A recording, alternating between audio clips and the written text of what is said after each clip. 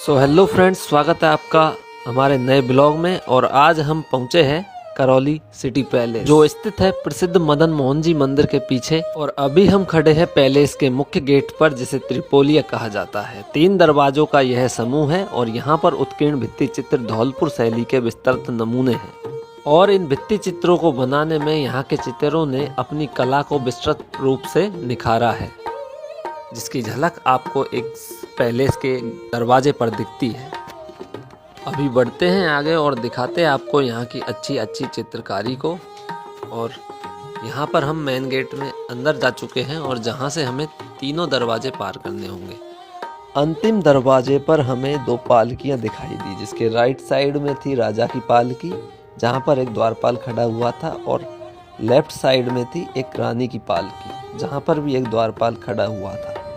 उसके आगे हम चलते हैं दीवाने खास की तरफ, जो सामने से ही हमें दिखाई, जहाँ पर आम प्रजा राजा से मिलने आती थी और यहीं पर मंत्री परिषद की बैठक बुलाई जाती थी। महल के बीचों बीच स्थित इस जगह से महल को चारों तरफ से देखने पर कई झरोखे दिखाई दिए, जिनमें काफी छतरियां बनी हुई थी, जहाँ पर दीवाने खास के ऊपर अर्धचंद्राकार छतरी बनी हुई थी, और कुछ झरोखे हमें यहाँ से चारों तरफ दिखाई दिए।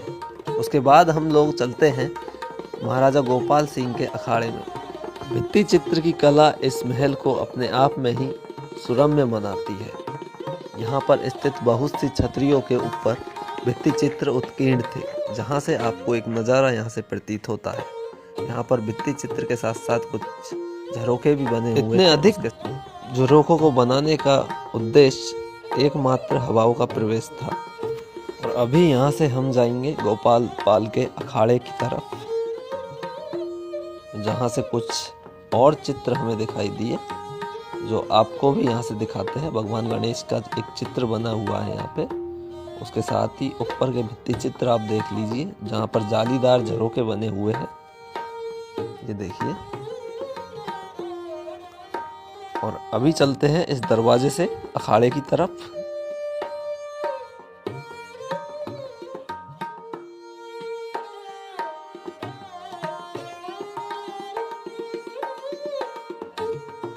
और दरवाजे से होकर हम पहुंच जाते हैं प्राचीन महल में, जहां से हमें दिखाई देते हैं 3 बतख, जो यहाँ पर टहलते रहते हैं। और सामने का जो अर्धचंद्राकार व्यू है महल का, वो देखना है लायक है।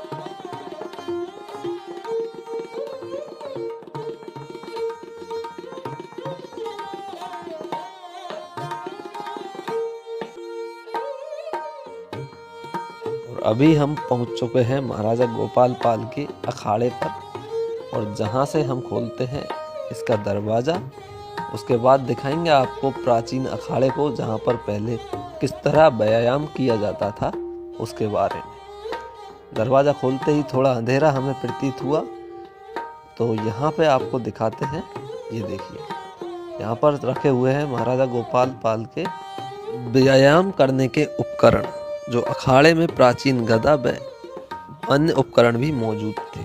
और यहीं पर गोपाल पाल कुछ पहलवानों के साथ पहलवानी करते थे और यहीं पर कसरत किया करते थे। और यहाँ पर एक प्राचीन हनुमान प्रतिमा भी स्थापित है, और यहीं पर एक महाराजा का चित्र बना हुआ है, जहाँ पर कुछ पहलवान उनके पास खड़े हैं। और यहीं पर दिखाई देते हैं ये जालीनुमा खिड़कियाँ, जहाँ से आपको बाहर का चित्रण दिखाई देता है। उसके बाद हम आ जाते हैं बाहर बनी एक कुईं पर। आमतौर पर कुईं सीधी होती है, पर यह थोड़ी टेढ़ी बनाई गई है, जो अपने आप में ही इसको खास बनाता है। यहाँ से ही पानी को ऊपर चढ़ाया जाता था, जिसके लिए 2 कैदियों की जरूरत पड़ती थी, जो निरंतर पानी को ऊपर चढ़ाने का कार्य करते थे, और ऊपर एक टंकी में वह पानी को पहुँचाते थे। 14वीं शताब्दी में निर्मित यह पैलेस राजा अर्जुन पाल द्वारा बनवाया गया था। और अभी हम पहुंच चुके हैं दीवाने खास के सामने होली कुंड पर, जहां से महाराजा अपने मेहमानों के साथ और प्रजा के साथ होली खेला करते थे। यह जो स्थान है, यहाँ से खड़े होकर महाराजा गुलाल डाल करते थे मेहमानों के ऊपर, और इस कुंड में मेहमानों को होली खेलने के लिए रोका जाता था। और यहाँ पर की जाती थी मंत्री परिषद की बैठक, जहाँ पर अभी बना हुआ है गोपाल मंदिर। यहीं पर राजा महाराजा मंत्री परिषद की बैठक का आयोजन करते थे और अपने मेहमानों के साथ यहाँ पर बैठक करते थे। जहाँ पर ये देखिए भित्ति चित्रों का अंकन किया जाए तो यहाँ पर धौलपुर शैली के साथ साथ ब्रज शैली और मुगल शैली का प्रभाव भी देखने को मिलता है। ये देखिए और यहाँ पर निर्मित चितेरों के चित्र अपने आप में ही इस कला को अद्भुत बना और यहीं पर नवनिर्मित राजा का राज तिलक होता था।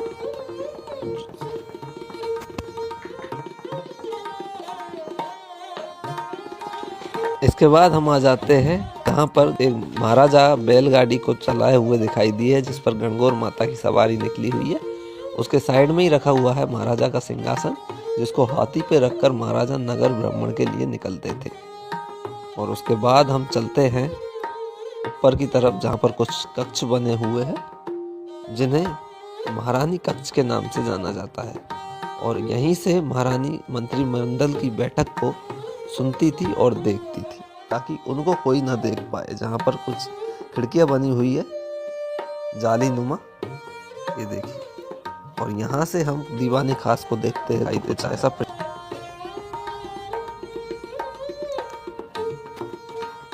और अभी यहाँ से वापस रिटर्न चलते हैं और यहाँ से ऐसा प्रतीत होता है जाने दरवाज़ों की भूल भुलैया में हम लोग गुजर रहे हैं। जहाँ से कौन से दरवाजे से आए कौन से जा रहे हैं यह हमें अभी तक समझ नहीं। और अभी हम चलते हैं ऊपरी मंजिल पर, जिसे 12 द्वारी के नाम से जाना जाता है।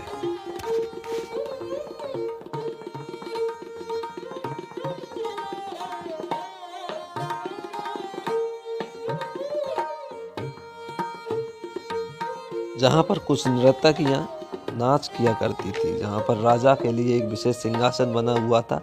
और ये साइड में है जो उनके मेहमानों के लिए बनाए गए सिंहासन है। और यहाँ पर मौजूद है, ये देखिए। और यहाँ पर राजा का सिंहासन है और ये है कलाकारों के जो वीणा वादक थे उनके बैठने के स्थान। और यहाँ पर जो आम लोग हैं उनके लिए। और यहाँ से महल की महारानियाँ देखा करती थी। 12 द्वारी पर भित्ति चित्र बड़े अच्छे तरीके से बनाए गए हैं, जहाँ पर कुछ महलों में अर्धचंद्राकार छतरियाँ बनाई गई हैं। 12 द्वारी का विशेष महत्व यहाँ पर मौजूद त्योहारों के वक्त या संगीत कार्य के लिए उपयोग लिया जाता था।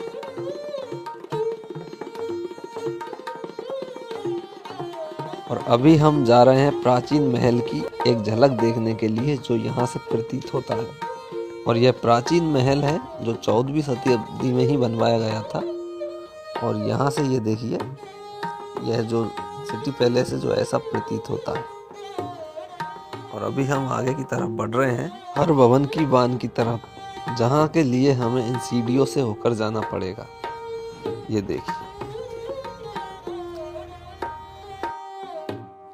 और अभी हम आ पहुँचे हैं हर भवन की बान पर, जिसे हवा महल के नाम से भी जाना जाता है। यहाँ के खम्भों व दीवारों पर प्रकृति के स्वरूप को दर्शाया गया है। इसके वृक्षों व लताओं के चलचित्रों की नक्काशी देखने को मिलती है। और यहाँ पर मौजूद हाथ के पंखे भी लगे हुए थे। और जहाँ पर ये देखिए, इसकी नक्काशी को आप एक बार देख लीजिए, जो एक ही पत्थर पर की गई है। और यहाँ से इन होल से पानी आता था जो पंखों की तरफ जाता था, जिससे ये क्या है, ये ठंडा रहता था। और इसीलिए इसे हवा महल के नाम से जाना जाता है। उस वक्त वह शीतलक का कार्य करता था। और यहाँ पे बने हुए हैं गैलरी नुमा झरोखे, जहाँ से गलियारा से हमें प्रतीत होता है करौली शहर की झलक, जहाँ पर दिखाई देती है भद्रावती नदी। ये देखिए नदी का एक चित्र आपके सामने, जहाँ पर महाराजा गोपाल पाल की छतरियाँ भी बनी हुई है। और यहीं पर मौजूद है महाराणाओं के शमशान घाट।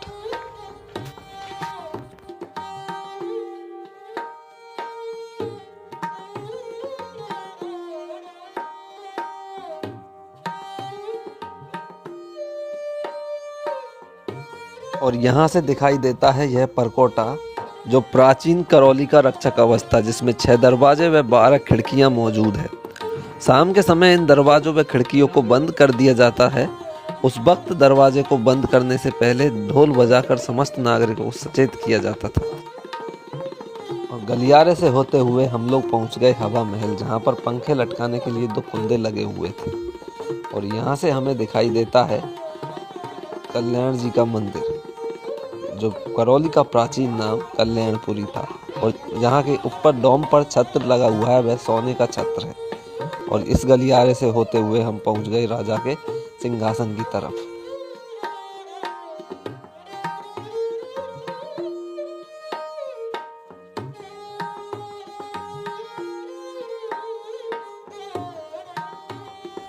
और यहाँ पर स्थित है राजा का सिंहासन, और जहाँ से दिखता है यह जंगल का नज़ारा, और जहाँ से राजा जंगल की तरफ जंगली जानवरों को देखते थे। अगर जंगली जानवर दिख भी जाता था तो वह शिकार खेलने के लिए जंगल की तरफ चल पड़ते थे, जहाँ से वह उसको मार कर यहाँ पर इस चबूतरे पर लाकर पटक देते थे, जिसको जनता को दिखाया जाता था।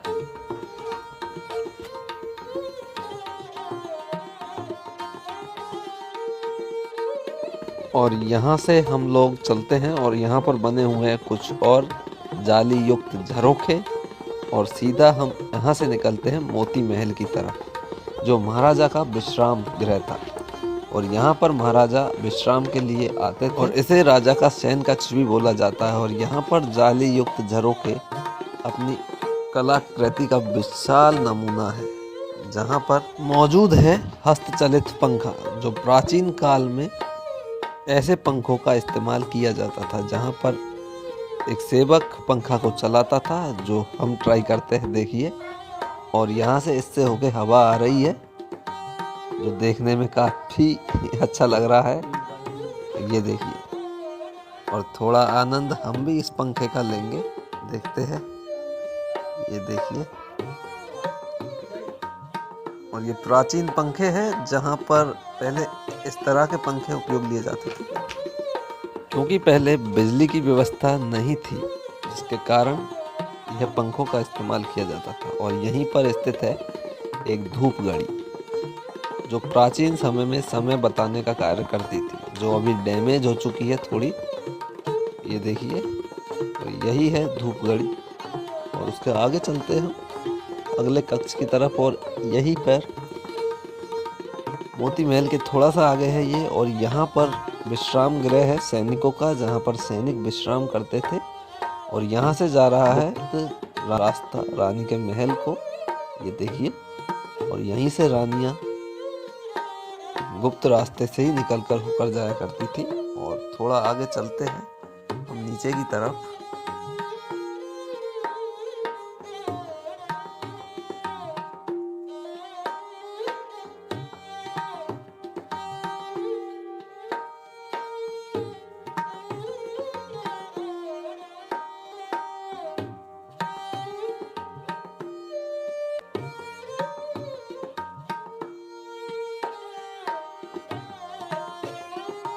और अभी हम पहुंच चुके हैं रंग महल। रंग महल में रानियां अपने सौंदर्य को निहारती थी तथा यहीं पर श्रृंगार करती थी, जहां अभी गणगौर माता की प्रतिमा लगी हुई है और दोनों तरफ आसन लगे हुए हैं।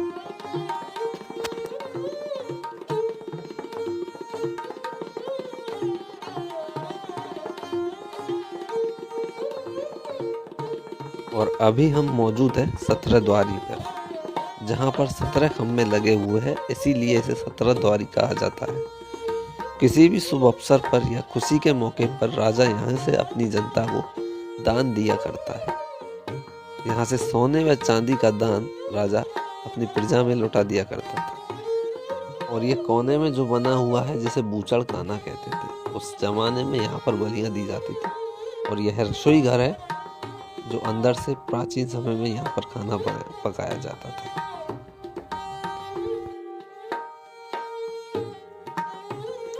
और यहाँ पर नीचे एक जमदर बना हुआ है, जिसे प्राचीन समय में जमदर कहा जाता है और आज के समय में इसे बैंक कहा जाता है। यहाँ पर जमादार प्राचीन सिक्कों चलाता था। सिक्कों को छापना व लगान वसूल करने का कार्य करते थे। राज्य का सारा देख रेख यहीं से संचालन होता था।